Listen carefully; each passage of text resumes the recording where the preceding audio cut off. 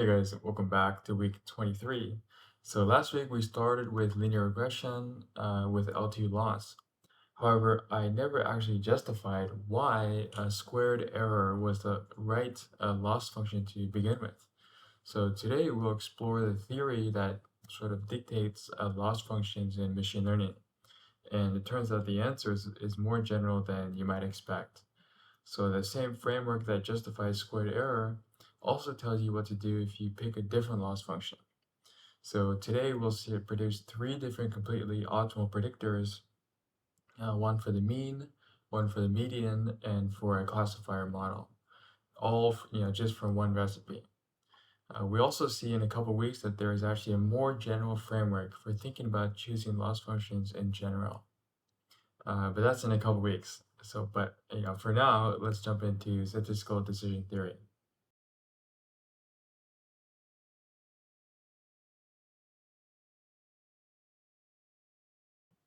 So here's the setup. We have a real valued random input vector x in the real numbers of size p, and a real valued random output y. And then we have some joint distribution probability of x and y. Now, in reality, we don't know what the joint distribution is, but let's pretend that we actually do. Since we're solving the theoretical best case problem first, we want a function f, or f of x, that predicts y as much as possible. And to judge how good f is, we need some loss function, L, that penalizes the wrong predictions. So we'll start with the obvious choice. So here we pick the so-called L2 loss function because we take the difference between the true value that we're trying to predict and our prediction, f of x. Our prediction comes from the data, or x, and then we square it. So this is the only assumption so far. Everything else comes from the math. Now here's the sort of subtle thing here, is that we don't just want to minimize the loss on a single data point, right? We want to minimize the whole distribution. X and Y are random, so a single realization doesn't tell us much. What we actually want is a function that does well on average across the entire joint distribution. That quantity is called the expected prediction error, or EPE. So here the EPE is just the loss function applied to this expected value. This is a well-known quantity because we know the joint distribution of x and y, but it's not obvious yet how we minimize it over the possible functions f. So the key idea here is that we can split the joint distribution here into conditional times the marginal. So if you remember, this term here is equal to this one according to Bayes' theorem. So we can substitute that in, and we get the following. Now, just as a definition of the expected value, we get the inner expression here is the expected value of y given x. So that's the expected value y given x of the loss function given some x. And then the outer integral here is just the expected value of x, of whatever is inside. So in other words, the total loss here is just the average over all locations x of the local error of that location. So we have some location, some very specific location x. And we find the loss at this specific location, and we sort of average it over across all locations.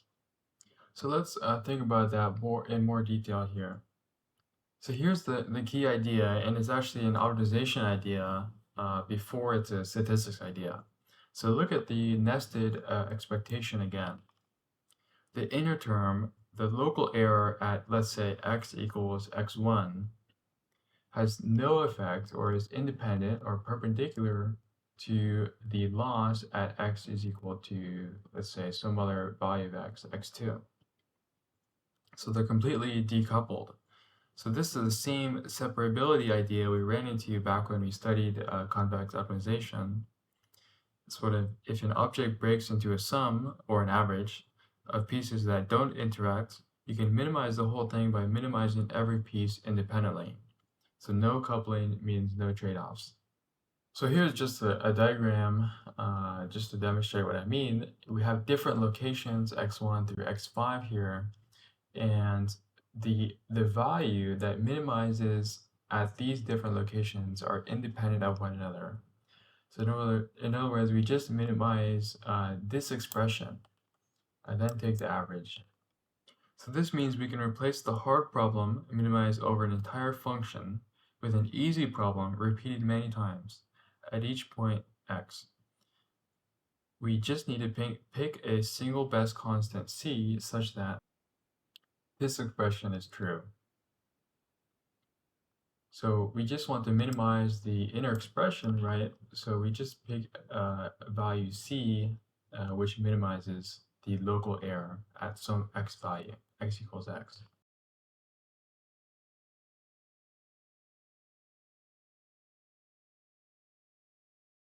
So now it's just calculus. Now we just fix the point x and minimize this one local expression over c. So I define this function here as the inner term, and we want to minimize it. So this j of c is this inner term here. We can expand this product here to here. And now, of course, what we do is we take the derivative with respect to c, and we set it to equal to 0. And then finally, we just solve for c, and we see that the value of c, which minimizes this expression, is exactly the expected value of y given the value of x in question. So this optimal value is exactly the conditional mean of y given x equals x. So the theoretical best predictor under squared error laws, we call it the regression function, is that. So here's the regression function in all its glory. And we want to find this function to minimize this loss here. So far, we've assumed that we know the distribution y and x. So therefore, we could calculate this regression function. But of course, in real life, we don't know what the underlying distributions are, so we can just do our best and estimate that. So every single model which has L2 loss is really trying to estimate the regression function. That's really what they're all trying to do. So every algorithm is just a different strategy for estimating it from finite data. So this insight is really profound, so I wanted to say it again. Every algorithm that exists in ML, at least for L2 loss and regression problems, is trying to estimate this theoretical regression function. So let's look at how that works with linear regression and KNN in particular.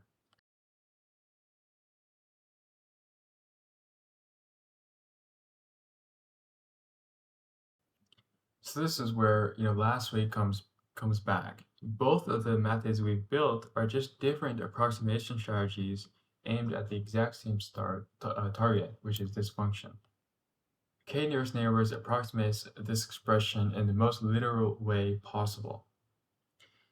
It says, okay, we don't have infinite amount of data, and we don't have infinite amount of data such that x is equal to x. All we have is just a neighborhood around x, and we have a finite amount of points.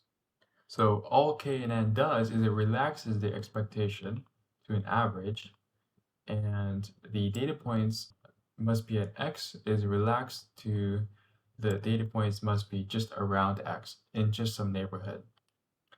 On the other hand, linear regression takes a completely different strategy. Instead of relaxing the conditioning, it constrains the form of f to be linear. So if we could actually compute the true expectation, the best such beta or the weights of the linear regression would be as follows. So this would be if we knew the distribution of the linear regression and we knew that as linear, then we can calculate the weights directly as this expression here. So let's look at each term geometrically. So this term here, the expected value of x transpose, is the covariance structure of your inputs. So this sort of describes the shape of your data cloud. On the other hand, this expected value of x and y is the covariance between inputs and outputs. It describes how the features sort of tilt the plane toward the target. Okay, so now if you remember the normal function, this expression might be very suspicious to you. In fact, the normal equation is down here, and we see a clear one-to-one correspondence between these theoretical values and these values here. As you can tell, the normal equation is not just arbitrary. It isn't just whatever happens when you minimize the residual sum of squares.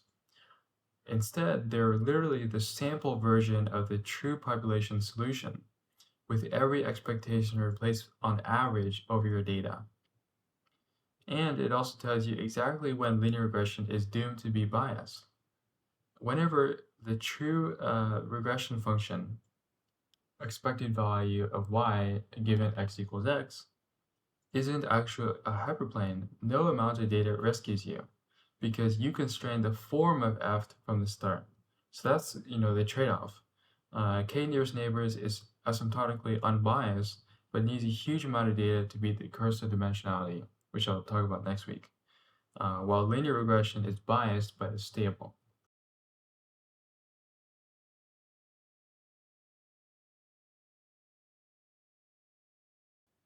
Now, a curious person might ask, what if we picked a different loss function, right? We started with this L2 loss function, and we derived the regression function. But who's to say that we should always do this loss? Why should we define it this way? What about a different way? In fact, let's explore what would happen if you change this instead of to an L2 loss in L1 loss. So the L1 loss is just taking this expression, removing the exponent here, and taking the absolute value. So it's always positive, right?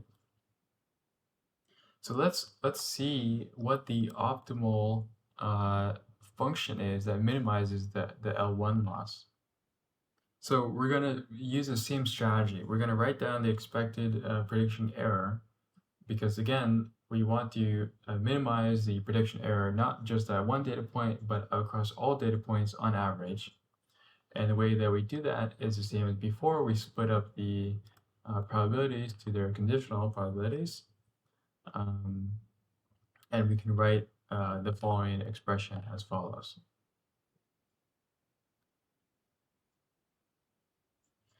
So now you want to differentiate with respect to C, and now you set to 0, and you have the following.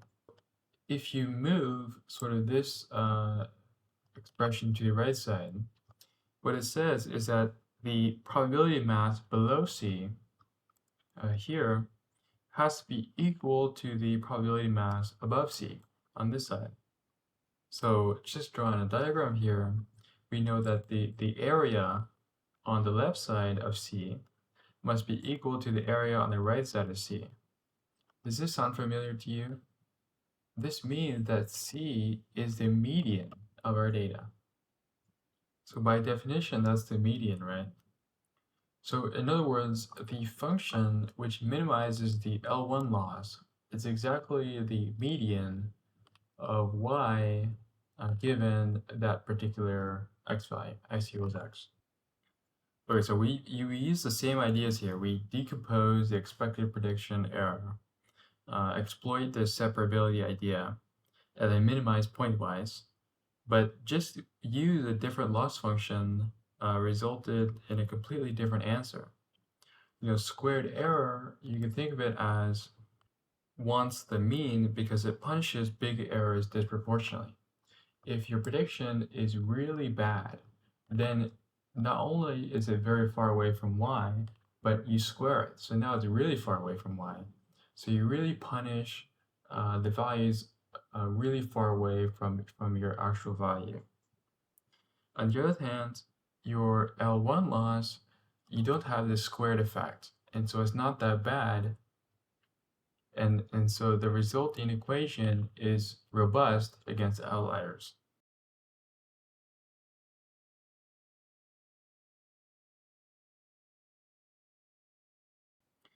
So here's the last case. What if y isn't a number at all, but rather a category?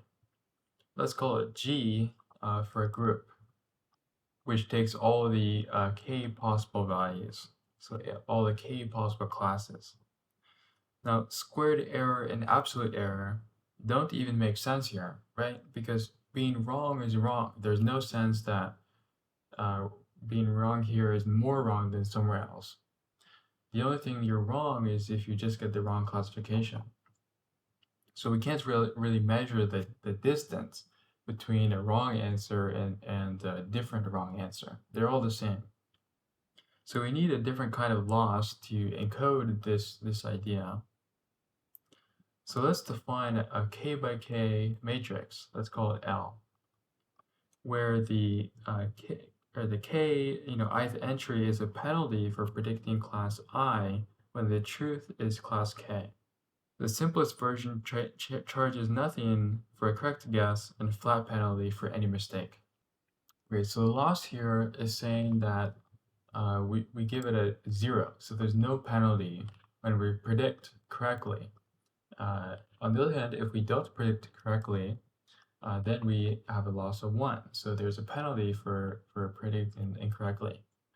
Okay, so now we have to write the same recipe as before. We have to write the expected prediction error.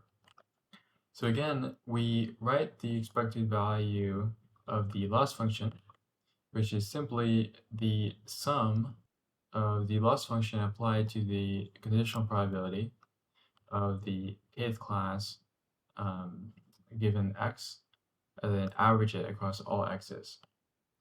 And again, we want to minimize pointwise, so in this expression here. And what we want to do is we want to find the class G, which is in our set of possible classes, which minimizes this inner term here, right? This inner term. Now look at what we're doing here. We are summing across all classes over the loss function times the probability of that class given x equals x. Now we said, look at this loss function. It's only 1 when we have a incorrect prediction, right? So in other words, this is only 0 when you have a correct prediction. And since they must sum to 1, we know that this expression must be 1 minus the correct prediction here. Now, minimizing this expression here is the same as maximizing this expression here, because we just want to minimize the negative, which is the same thing as maximizing the positive. So here's our final answer here. So what is this telling you? It's telling you that you should pick whatever class G that is most probable given x. So let's say you have 3 classes, 0, 1, and 2. And the probability is for class 0, let's say 0.3. For class 1, let's say 0.5. So given this information, what would you predict this class to be? Well, this final expression, which we call the Bayes estimator, simply just tells you, look at this table, find the class which has the highest probability, and assign it to this class. So that's what we're going to do. We're going to assign it, in this case, to class 1. So that's the whole idea of this expression. We simply just pick the class which has the highest probability given our data x. So here's another example. Let's say that you knew the true distribution, right? We know that the true probability of getting blue given your data is 0.7, and the true probability of getting red is 0.3. The optimal strategy is still to guess blue every single time, not maybe 70% of the time, every time. And of course, you will still be wrong about 30% of the time forever, no matter how good your model is. So that irreducible 30% is called the Bayes error rate. It's not sort of a modeling error, rather it's a hard floor set by the actual overlap of your data.